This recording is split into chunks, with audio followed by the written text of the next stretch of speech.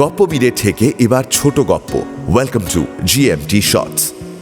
আজকের গপ্প বিভূতিভূষণ বন্দ্যোপাধ্যায়ের লেখা উপেক্ষিতা। তাহলে শুরু করা যাক।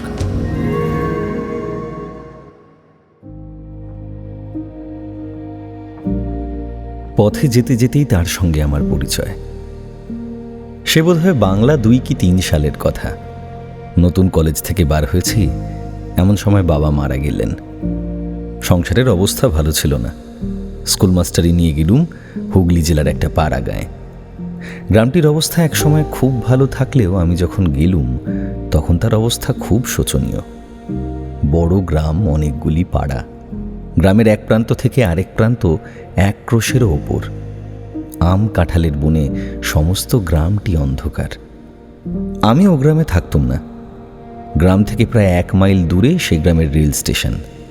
স্টেশন মাস্টারের একটি ছেলেকে পড়ানোর ভার নিয়ে রেলের PWDর একটা পরিত্যক্ত বাংলোয় থাকতুম। চারিদিকে নির্জন মাঠ, মাঝে মাঝে তালবাগান। স্কুলটি ছিল গ্রামের ও প্রান্তে। মাঠের মধ্যে দিয়ে হেঁটে যেতুম অনেকটা। একদিন বর্ষাকাল, বেলা 10টা প্রায় বাজে। স্কুল যাচ্ছি। ওপরের সোজা রাস্তা দিয়ে না গিয়ে একটু তাড়াতাড়ি যাবার জন্য পাড়ার ভেতর দিয়ে যাচ্ছি। একটু আগে খুব এক পশলা বৃষ্টি হয়েছিল। আকাশ তখনও মেঘে আচ্ছন্ন। গাছের ডাল থেকে টুপটুপ করে বৃষ্টির জল ঝরে পড়ছিল। একটা জীর্ণ ভাঙা ঘাটওয়ালা প্রাচীন পুকুরের ধার দিয়ে রাস্তা, সেই রাস্তা বেয়ে যাচ্ছি। এমন সময় কে একটি স্ত্রীলোক, খুব টকটকে রংটা, পরনে চওড়া লাল পাড় শাড়ি, বয়স 24-25 হবে, পাশের একটা সরু রাস্তা দিয়ে ঘোড়া নিয়ে উঠলেন আমার সামনের রাস্তায়। বোধহয় পুকুরে যাচ্ছিলেন জল আনবার জন্যে। আমায় দেখে ঘোমটা টেনে পথের পাশে দাঁড়ালেন। আমি পাশ কাটিয়ে জোরে চলে গেলুম, কিন্তু সেই সুশ্রী তরুণীর রূপ, তার বালা অনন্ত পরা অনাবৃত হাত দুটির সুঠাম সৌন্দর্য, আর সকলের ওপর তার পরনের শাড়ি দ্বারা নির্দিষ্ট তার সমস্ত দেহের একটা মহিমান্বিত সীমারেখা আমাকে মুগ্ধ করে ফেলল। আমার বুকের রক্তের তালে তালে সেদিন একটা নতুন স্পন্দন আমার কাছে বড় স্পষ্ট হয়ে উঠল। বিকালবেলা রেল লাইনের ধারে মাঠে গিয়ে চুপ করে বসে রইলুম। তালবাগানের মাথার উপর সূর্য অস্ত যাচ্ছিল। বেগুনি রঙের মেঘগুলো দেখতে দেখতে ক্রমে ধূসর, আর তারপরেই আবার কালো হয়ে উঠল। দিন কেটে গিয়ে রাত হলো। বাসায় এসে কিডস পড়তে শুরু করলুম। পড়তে পড়তে কখন ঘুমিয়ে পড়েছি। মাটির প্রদীপের বুক পুড়ে উঠে প্রদীপ কখন নিভে গিয়েছে। অনেক রাত্রে উঠে দেখলুম বাইরে টিপ টিপ বৃষ্টি পড়ছে। আকাশ মেঘে অন্ধকার। পরদিনও পাড়ার ভেতর দিয়ে গেলুম। সেদিন কিন্তু তাকে দেখতে পেলুম না। রবিবার ছেড়ে সোমবারও আবার সেই পথ ধরলুম। পুকুরটার কাছাকাছি গিয়েই দেখি তিনি জল নিয়ে ঘাটে সিঁড়ি বেয়ে উঠছেন। আমায় দেখে ঘোমটা টেনে দিয়ে চুপ করে দাঁড়িয়ে রইলেন। আমার বুকের রক্তটা যেন দুলে উঠল। রাস্তার বাঁকের কাছে গিয়ে ইচ্ছা আর দমন করতে না পেরে একবার পিছন ফিরে তাকালুম। দেখি তিনি ঘাটের উপর উঠে ঘোমটা খুলে কৌতূহলী চোখে আমার দিকেই চেয়ে রয়েছেন। আমি চাইতেই ঘোমটা আবার টেনে দিলেন। অন্য পথটা ছেড়েই দিলুম একেবারে। পুকুরের পথ দিয়েই রোজ যাই। 2-1 দিন পরে আবার একদিন তাকে দেখতে পেলুম। এইভাবে 15-20 দিন কেটে গিয়ে থাকবে। কোনোদিন তাকে দেখতে পাই, কোনোদিন পাই না। আমার কিন্তু বেশ মনে হতে লাগলো তিনি আমার প্রতি দিন দিন আগ্রহী হয়ে উঠছেন। আজকাল আর ততটা ঘোমটা দেন না। আমারও যে কি হলো, তার গতিভঙ্গির একটা মধুর শ্রী, তার দেহের একটা শান্ত কমনীয়তা আমায় দিন দিন যেন অক্টোপাসের মতো জড়িয়ে ফেলতে লাগলো। একদিন তখন আশ্বিন মাসের প্রথম, শরৎ পড়ে গিয়েছে। নীল আকাশের সাদা সাদা লঘু মেঘখণ্ড উড়ে উড়ে যাচ্ছে। চারদিকে খুব রোদ। শনিবার সকাল সকাল স্কুল থেকে ফিরছি। রাস্তা নির্জন, কেউ কোনো দিকে নেই। পুকুরটার পথ ধরেছি, একদল ছাতারে পাখি পুকুরের ওপারের ঝোপের মাথায় কিচকিচ করছিল। আমি আশা করিনি এমন সময় তিনি পুকুরের ঘাটে আসবেন, কিন্তু দেখলুম তিনি জল ভরে উঠে আসছেন। এর আগে 4-5 দিন তাকে দেখিনি। হঠাৎ একটা বড় দুঃসাহসের কাজ করে বসলুম। তার কাছে গিয়ে বললুম, কিছু মনে করবেন না, আমি এখানকার স্কুলে কাজ করি। রোজ এই পথে যেতে যেতে আপনাকে দেখতে পাই। আমার বড় ইচ্ছে করে আপনাকে বৌদিদি বলে ডাকতে। আমিও তবে আপনার ছোট ভাই হই। তিনি আমার কথার প্রথম অংশটায় হঠাৎ চমকে উঠে কেমন জড়সড় হয়ে উঠেছিলেন। দ্বিতীয় অংশটায় তার সে চমকানো ভাবটা একটু দূর হলো। ঘোড়া কাঁখে নিচু চোখে চুপ করে দাঁড়িয়ে রইলেন। আমি হাত জোড় করে প্রণাম করে বললুম, বৌদিদি, আমার এই ইচ্ছা আপনাকে পূর্ণ করতে হবে। আমাকে ছোট ভাইয়ের অধিকার দিতেই হবে। তিনি ঘোমটা অর্ধেকটা খুলে একটা স্থির শান্ত দৃষ্টিতে আমার দিকে চাইলেন।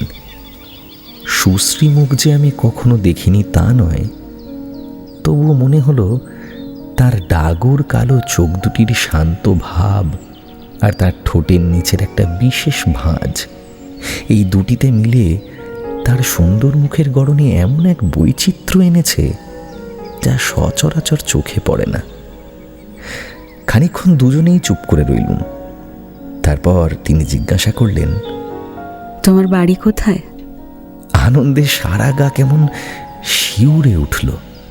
বললুম, কলকাতার কাছে, 24 পরগনা জেলায়, এখানে স্টেশনে থাকি। বেশ, তার নাম কি তোমার? বিমল। বাড়িতে কে কে আছেন? বাড়িতে এখন শুধু মা আর দুটোই ছোট ছোট ভাই আছে। বাবা 2 বছর হলো গত হয়েছেন। ও, তোমার কোনো বোন নেই? 2জন দিদি ছিলেন, মারা গিয়েছেন। বড়দি যখন মারা যান তখন আমি খুব ছোট। মেজদি 5-6 বছর হলো। এই মেজদি আমায় বড় ভালোবাসতেন জানেন।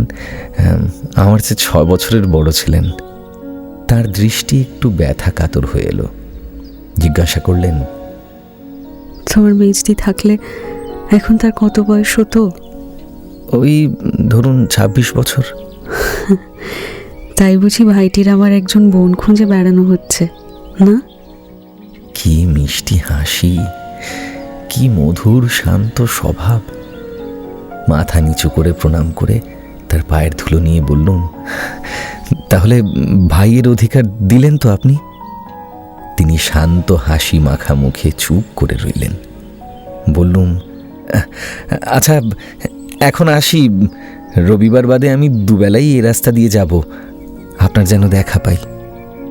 মাঠের ধারের তালবাগানটার পাখিগুলো রোজই সকাল বিকেল ডাকে। একটা কি পাখি তার সুর খাদ থেকে ধাপে ধাপে তুলে একেবারে পঞ্চমে চড়িয়ে আনে। মন যেদিন ভারী থাকে সেদিন সে সুরের উদাস মাধুর্য প্রাণের মধ্যে কোনো সাড়া দেয় না। আজ দেখলুম পাখিটার গানের সুরের স্তরে স্তরে হৃদয়টা কেমন লঘু থেকে লঘুতর হয়ে উঠছে। মনে হতে লাগলো জীবনটা কেবল কতগুলো স্নিগ্ধ ছায়া শীতল পাখির গানে ভরা অপরাহ্নের সমষ্টি। তারপর দিন বৌদিদির সঙ্গে দেখা হলো ছুটির পর বিকেলবেলা। এই যে, আজ বুঝি খুব সকাল সকাল স্কুলে যাওয়া হয়েছিল?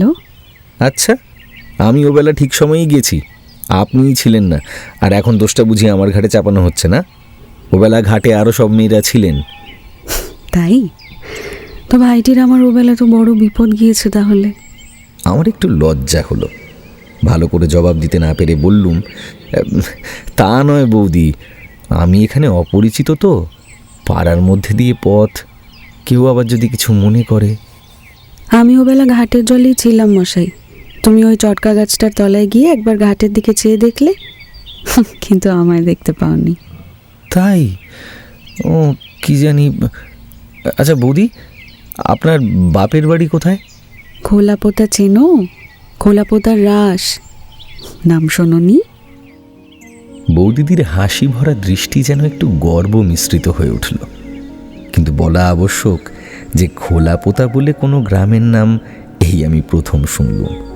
অথচ বৌদির বাপের বাড়ি যেখানে এমন রাস হয়, সেই বিশ্ববিশ্রুত খোলাপোতার সম্বন্ধে আমার অজ্ঞতা পাছে তার মনে ব্যথা দেয়, এই ভয় বলে ফেললুম, ও সেই খোলাপোতায়? আচ্ছা, ওটা কোন জেলায় যেন? তার হাসি ভরা সরল মুখখানির দিকে চেয়ে আমার করুণা হলো। এ সমস্ত জটিল ভৌগোলিক তত্ত্বের মীমাংসা নিয়ে তাকে সমস্যায় ফেলতে মন সরল না। বললুম, আচ্ছা বৌদি, আসি তাহলে। বৌদিদি তাড়াতাড়ি ঘরার মুখ থেকে কলার পাতায় মোড়া কি একটা বের করে আমার হাতে দিয়ে বললেন, এই নাও, কাল চাপড়া ষষ্ঠীর জন্য ক্ষীরের পুতুল তৈরি করেছিলাম, আর গোটা কত কলার বড়া আছে, খেও কিন্তু।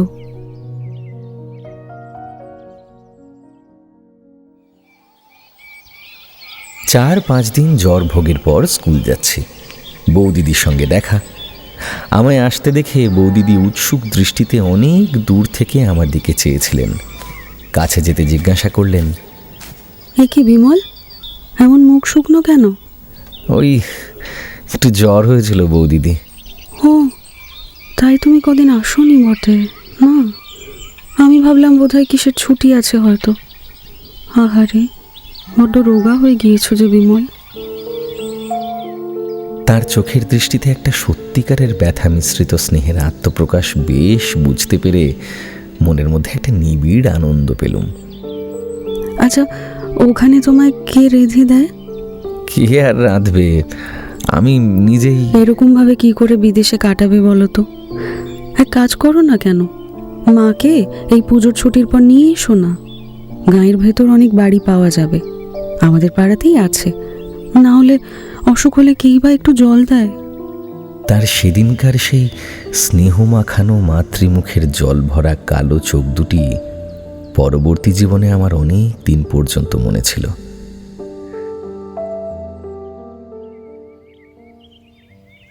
সেদিন স্কুল থেকে আসবার সময় দেখি বৌদিদি আমার জন্যই অপেক্ষা করছেন। আমায় দেখে কলার পাতায় মোড়া কি একটা আমার হাতে দিয়ে বললেন, শরীরটা একটু না সারলে রাত্রে গিয়ে রান্না করা এসব তুমি পেরে উঠবে না বিমল। আমি খাবার দিলাম, রাত্রে খেও। বোধহয় একটু আগেই তৈরি করে এনেছিলেন। হাতে বেশ গরম বোধ হলো। বাসায় এসে কলার পাতা খুলে দেখি খান কতক রুটি, মোহনভোগ আর মাছের একটা ডালনা মতো। পরদিন ছুটির পর আসবার সময়ও দেখি বৌদিদি খাবার হাতে দাঁড়িয়ে রয়েছেন। বিমল, তুমি তোমার ওখানে দুধ নাও? কেন, তাহলে দুধও খানিকটা করে দেবেন বুঝি? সত্যি বলছি বৌদি, আপনি এরকম করলে রাস্তায় আমি কিন্তু আর আসছি না। বৌদিদি আমার ডান হাতটা ধরে ফেলে বললেন, লক্ষ্মী ভাই, ছি ছি, ও কথা বলো না। আচ্ছা, আমি যদি তোমার মেজ দিয়ে হতাম তাহলে এ কথা কি আজ আমায় বলতে পারতে? আমার মাথা দিব্যি রইল, এ পথে রোজ যেতেই হবে। সেই দিন থেকেই বৌদিদি রোজ রাত্রের খাবার দেওয়া শুরু করলেন। 7-8 দিন পরে রুটির বদলে কোনোদিন লুচি, কোনোদিন পরোটা দেখা দিতে লাগলো। তার আগ্রহ ভরা মুখের দিকে চেয়ে আমি তার সেসব স্নেহের দান ঠিক অস্বীকারও করতে পারতুম না। অথচ এই ভেবে অস্বস্তি বোধ করতুম যে আমার এই নিত্য খাবার জোগাতে না জানি বৌদিদিকে কত অসুবিধাই পোহাতে হচ্ছে। তারপরই আশ্বিন মাসের শেষে পুজোর ছুটি এসে পড়াতে আমি নিষ্কৃতি পেলুম। সমস্ত ছুটিটা কি আনন্দেই কাটল সেবার। আমার আকাশ বাতাস যেন রাত দিন আফিমের রঙিন ধোঁয়ায় আচ্ছন্ন থাকত।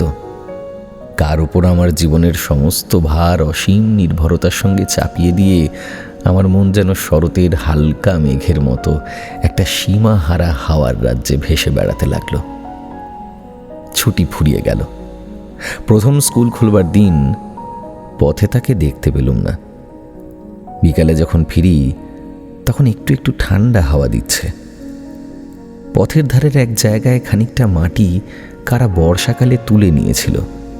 সেখানটা এখন বনকচু, ধুতুরা, ঝুমকোলতার দল পরস্পর জড়াজড়ি করে একটুখানি ছোট ছোট ঝোপ মতো তৈরি করেছে। শীতল হেমন্ত বিকেলের ছায়া সবুজ ঝোপটির ওপর নেমে এসেছে। এমন সুন্দর শ্রী হয়েছে ঝোপটির, সমস্ত ঝোপটি যেন বনলক্ষ্মীর শ্যামলা শাড়ির একটা আঁচলের খুঁটের মতো। তার পরদিন তাকে দেখলুম। তিনি আমায় লক্ষ্য করেননি। আপন মনে ঘাটের চাতারে উঠতে যাচ্ছিলেন। আমি ডাকলুম, বৌদি, বৌদিদি। কেমন হঠাৎ চমকে উঠে আমার দিকে ফিরলেন। হ্যাঁ, এ কি বিমল, কবে এলে? আজকে স্কুল খুললো? জাগে আছো কেমন? সেই পরিচিত প্রিয় কণ্ঠস্বরটি, সেই স্নেহঝরা শান্ত চোখ দুটি। আমি তার পায়ের ধুলো নিয়ে প্রণাম করলুম। এসো এসো ভাই, আর প্রণাম করতে হবে না, আশীর্বাদ করছি এমনি, তুমি রাজা হও। আচ্ছা বিমল, বাড়ি গিয়ে আমার কথা মনে ছিল? ছিল না, ছিল না? না, মনে অনেক কিছু এলেও বাইরে আর কিছু বলতে পারলুম না, শুধু একটু হেসে চুপ করে রইলাম। মা ভালো আছেন? হ্যাঁ বৌদি, তাকে আপনার কথা বললুম। কি বললেন তিনি? আপনার কথা শুনে মার দুই চোখ জলে ভরে এলো। বললেন, একবার দেখাবি তাকে বিমল? আমার নলিনীর শোক বোধ হয় তাকে দেখলে কমে। নলিনী আমার মেজদি। তা মাকে এই মাসেই নিয়ে এলে না কেন? সে এখন হয় না বৌদি। সে এবার কিরম কষ্টটা পেলে বলো তো? এই বিদেশ বিভুঁইয়ে মাকে আনলে এই মিথ্যে কষ্টটা তো আর ভোগ করতে হয় না। আচ্ছা, যেখানে আমার বৌদি রয়েছেন সে দেশ আমার বিদেশ কি করে হয়? মা না থাকলেও আমার এখানে ভাবনা কিসের? বৌদিদির চোখে লজ্জা ঘনিয়ে এলো। আমার দিকে ভালো করে চাইতে পারলেন না। বললেন, হ্যাঁ, আমি তো সবই করছি, আমার কি কিছু করবার জো আছে? কত পরাধীন আমরা, তা জানোই তো ভাই। না না, ওসব চলবে না, তুমি এই মাসেই মাকে আনো। আমি কথাটাকে কোনো রকমের চাপা দিয়ে সেদিন চলে এলুম। তারপর দিন ছুটির পর বৌদিদির সঙ্গে দেখা। অন্যান্য কথাবার্তার পর আসবার সময় তিনি কলার পাতায় মোড়া আবার কি একটা বার করলেন। তার হাতে কলার পাতা দেখলেই আমার ভয় হয়। বলে উঠলুম, ও আবার কি বৌদি, আবার সেই? আমার কি কোনো স্বাদ নেই বিমল? ভাই পোড়াটা অমনি অমনি গেল, কিছু কি করতে পারলাম? কলার পাতা মোড়া রহস্যটি আমার হাতে দিয়ে বললেন, এতে একটু মিষ্টি মুখ করো, আর এইটা নাও, একখানা কাপড় কিনে নিও। কথাটা ভালো করে শেষ না করেই বৌদি আমার হাতে একখানা 10 টাকার নোট দিতে এলেন। আমি চমকে উঠলুম। বললুম, এ কি বৌদি? না না, এ কিছুতেই হবে না। খাবার আমি নিচ্ছি, কিন্তু টাকা নিতে পারবো না। আমার কথাটার স্বর বোধ হয় একটু তীব্র হয়ে পড়েছিল। বৌদিদি হঠাৎ থতমত খেয়ে গেলেন। তার প্রসারিত হাতখানা ভালো করে যেন গুটিয়ে নিতেও সময় পেলেন না, যেন কেমন একটা হয়ে গেলেন। তারপর একটুখানি অবাক হয়ে আমার দিকে চেয়ে থাকবার পরই তার টানা কালো চোখ দুটি ছাপিয়ে বাঁধ ভাঙা বন্যার স্রোতের মতো জল গড়িয়ে পড়ল।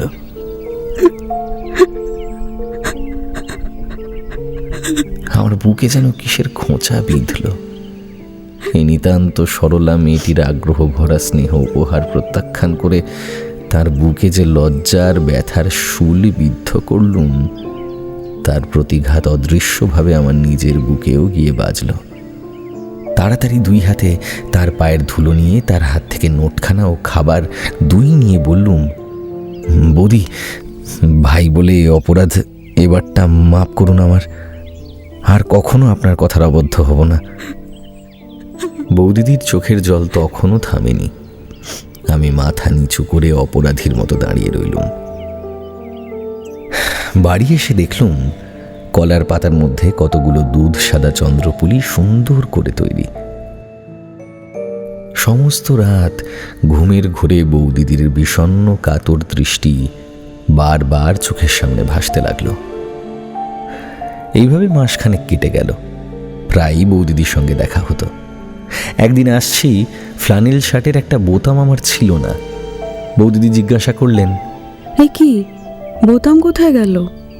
সে কোথায় গিয়েছে বৌদি, বোতাম পড়াতে তো জানি নে, কাজেই এই অবস্থা। তারপর দিন দেখলুম তিনি ছুঁচ সুতো বোতাম সমেতই এসেছেন। আমি বললুম, বৌদি, এটা ঘাটের পথ, আপনি বোতাম পড়াতে পড়াতে কেউ যদি দেখে তো কি মনে করবে বলুন তো?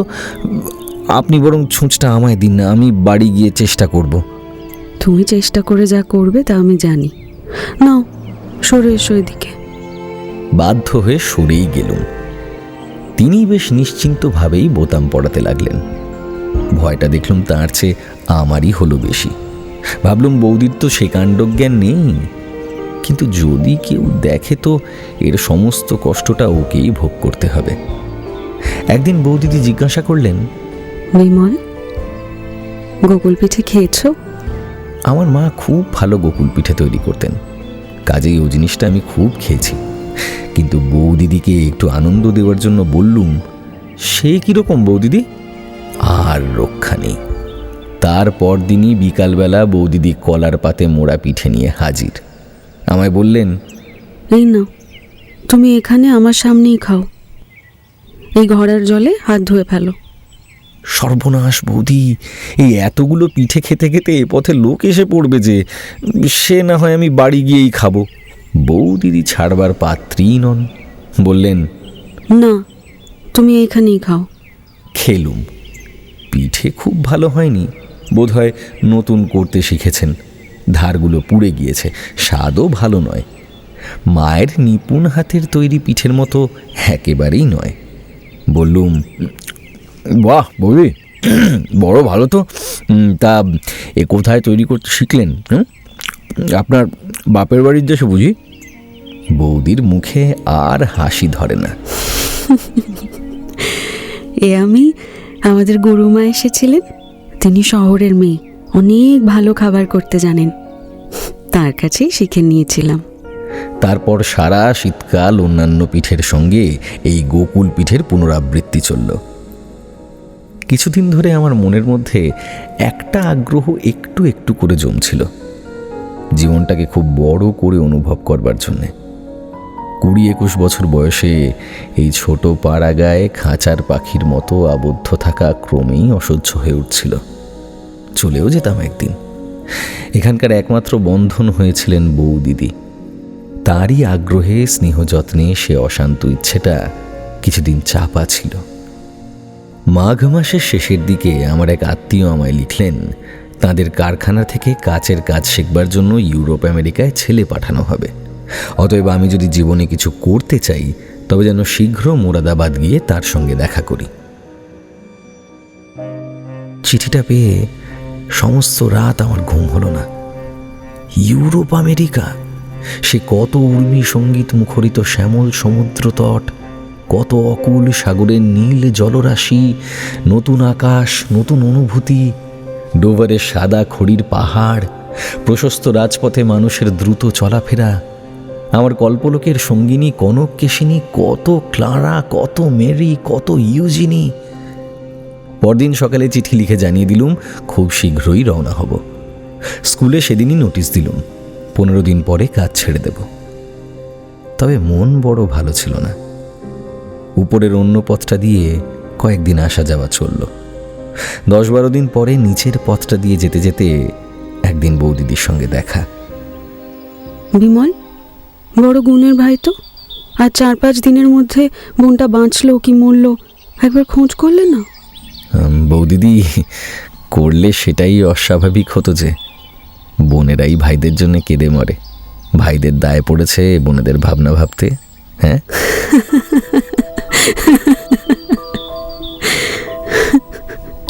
এই তরুণীর হাসিটি বালিকার মতো এমন নির্মল যে শুধু লক্ষ্মী পূর্ণিমার রাতের জ্যোৎস্নার মতো উপভোগ করবার জিনিস, বর্ণনা করবার নয়। তা জানি জানি, নাও, আর গুমর করতে হবে না। সে গুণ যে তোমাদের আছে তা কি আমরা ভেতরে ভেতরে বুঝি না? কিন্তু বুঝে কি করব, উপায় নেই যে। তা হ্যাঁ, সত্যি সত্যি মাকে কবে আনছো বলো তো? আমার কাজ ছেড়ে দেওয়ার কথা বৌদিদিকে কিছু বললাম না। সে কথা বললে যে তিনি মনে অত্যন্ত আঘাত পাবেন এ আমি বুঝতে পেরেছিলাম। একবার ভাবলুম সেই তো জানাতেই হবে, বলে ফেলি। কিন্তু অমন সরল হাসি ভরা মুখ, অমন নিশ্চিন্ত শান্তির ভাব, বলতে বড় বাধল। বৌদি, একটা কথা বলি, আপনি আমায় এই অল্প দিনে এত ভালোবাসলেন কি করে বলুন তো? আমি কে বৌদি যে আমার জন্য আপনি এত করেন? বৌদিদির মুখটা কেমন গম্ভীর হয়ে এলো। তার ওই এক বড় আশ্চর্য বৈশিষ্ট্য ছিল, মুখ গম্ভীর হলে প্রায়ই চোখে জল আসবে, জল কেটে গেল তো আবার হাসি ফুটবে, শরতের আকাশে রোদ বৃষ্টি খেলার মতো। বললেন, এতদিন তোমায় বলিনি বিমল, আজ 5 বছর হলো আমারও ছোট ভাই আমার মায়া কাটিয়ে চলে গিয়েছে। তারও নাম বিমল ছিল। থাকলে সে হয়তো তোমারই মতো হতো এতদিন, দেখতেও তোমারই মতো। জানো, তুমি যেদিন প্রথমে রাস্তা দিয়ে যাও, তোমায় দেখেই আমার সেদিন বাড়ি গিয়ে আপন মনে কত কেঁদেছিলাম। তুমি এখান দিয়ে যেতে, রোজ তোমাকে দেখতাম। যেদিন তুমি আপনা থেকেই দিদি বলে ডাকলে, সেদিন থেকে যে কি সুখে আছি ভাই। তুমি যত্ন করে, তুমি যে বড় বোনের মতো ভালোবাসো, তাতে আমি বিমলের সুখ অনেকটাই ভুলেছি। ওই একটাই ভাই ছিল আমার। তুলসী তলায় রোজ সন্ধেবেলা কত প্রণাম করি জানো, বলি ঠাকুর এক বিমলকে তো পায়ে টেনে নিয়েছ, আর এক বিমলকে যদি দিলে তো এর মঙ্গল করো, একে আমার কাছে রেখো ঠাকুর, একে আমার কাছে রেখো।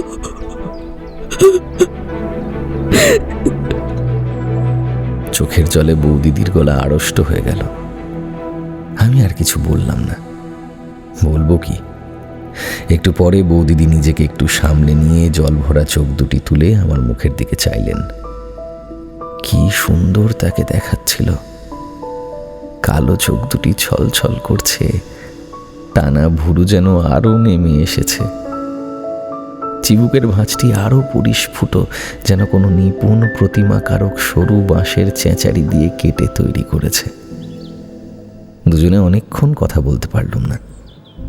খানিক পরে বৌদিদি বললেন, সেই জন্যই বলছি ভাই, মাকে নিয়ে এসো। আমাদের পাড়ায় চৌধুরীদের বাড়িটা অমনি পড়ে আছে, ওরা এখানে থাকে না। তাদের চিঠি লিখলেই তারা রাজি হবে না। খুব ভালো বাড়ি, কোনো অসুবিধে হবে না। তুমি মাকে নিয়ে এসো, ওখানেই থাকো। তোমার বোন তো পরাধীন, কিছু করবার ক্ষমতা নেই। তোমার সঙ্গে এসব দেখাশোনা, এসবই লুকিয়ে, বাড়ির কেউ জানে না। তুমি দুবেলা ঘাটের পথ দিয়ে যেও, দেখেই আমি শান্তি পাবো ভাই। মাকে এ মাসেই আনো। আমি এখানে থাকলে আপনি কি খুব সুখী হন?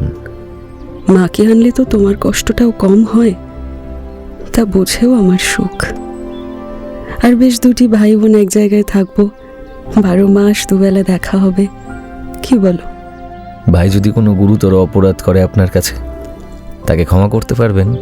শোনো কথার ভঙ্গি, আমার কাছে তোমার আবার অপরাধটা কিসের শুনি? না বৌদি, ধরুন যদি করি তাহলে? না না, তাহলেও না। ছোট ভাইটির কোনো কিছুতেই অপরাধ নেই আমার কাছে। আমি যে বড় বোন। ঠিক বৌদি, ঠিক। আমার ভরা গলা শুনে বৌদি অবাক হয়ে গেলেন। কি হয়েছে ভাই, অমন করছো কেন? কিছু না বৌদি, এমনি বলছি। ও হ্যাঁ, ভালো কথা। তুমি ভালোবাসো বলে বাগানের কলার কাঁদি আজ কাটিয়ে রেখেছি, পাকলে এনে দেব। তারপর দিনই আমার নোটিশ অনুসারে স্কুলের কাজের শেষ দিন।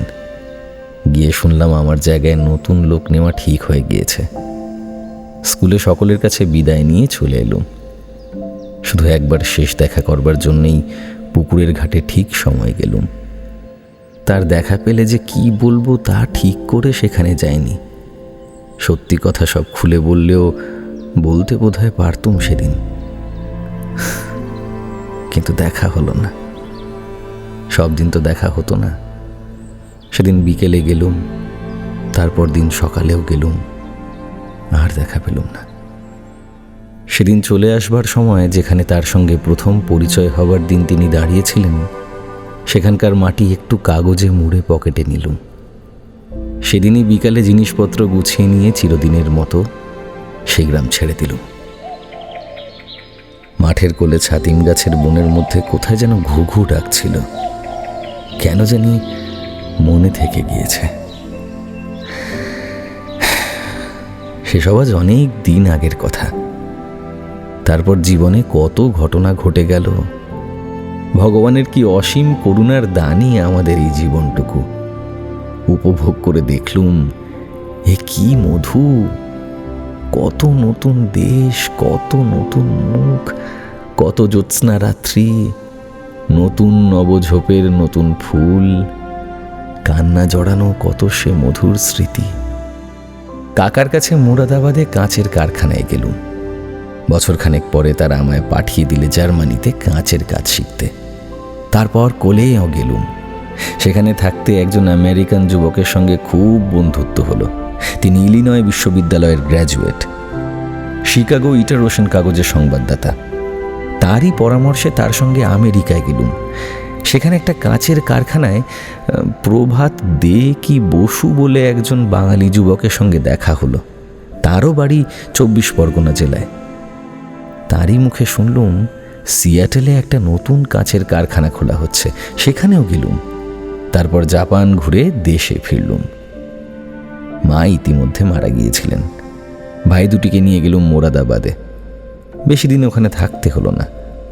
শেষ পর্যন্ত বম্বেতে বিয়ে করে এখানকার অধিবাসী হয়ে পড়েছি। বহু বছর হলো বাংলাদেশ যাইনি। আজ সন্ধ্যার সময় সমুদ্রের ধারে বসে আমার সবুজ শাড়ি পরা বাংলা মায়ের কথাই ভাবছিলুম। ভাবতে ভাবতে প্রথম যৌবনের একটা বিস্তৃত প্রায় ঝাপসা ছবি বড় স্পষ্ট হয়ে মনে এলো। 25 বছর আগের এমনই এক সন্ধ্যায় দূর বাংলাদেশের এক নিভৃত পল্লী গ্রামের জীর্ণ শান বাঁধানো পুকুরের ঘাট বেয়ে উঠেছে তরুণী এক পল্লীবধূ। মাটির পথের বুকে বুকে লক্ষ্মীর চরণ চিহ্নের মতো তার জলে ভেজা পা দুখানির রেখা আঁকা। তার স্নেহভরা পবিত্র মনখানি বাইরের জগৎ সম্বন্ধে নিশ্চিন্ত অনিশ্চয়তায় ভরা। তারপর এক শান্ত আঙিনায় তুলসী মঞ্চমূলে স্নেহাস্পদের মঙ্গল প্রার্থিনী সে কোন প্রণাম নিরতা মাতৃমূর্তি। বৌদিদি, তুমি আজও কি আছো? আজ সে কতকালের কথা হলো বলো তো। তারপর জীবনে কত কি দেখলুম, কত কি পেলুম। আজ কতদিন পরে আবার তোমার কথা মনে পড়ল। তোমায় আবার দেখতে বড় ইচ্ছে করছে গো। তুমি আছো আজও?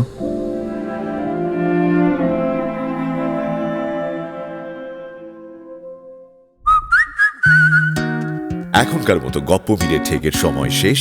পরের সপ্তাহে আরো একটা নতুন গপ্প নিয়ে আসবো আমি। Till then, like, share and subscribe to my channel and don't forget to click on the bell icon for notifications. নিজে তো শুনছেনই, সঙ্গে বন্ধুদেরও জানান। প্রত্যেক শনিবার রাত 9টায় আমি মীর নিয়ে আসি গপ্প মিলে ঠেক, আপনার গপ্পের প্লেলিস্ট।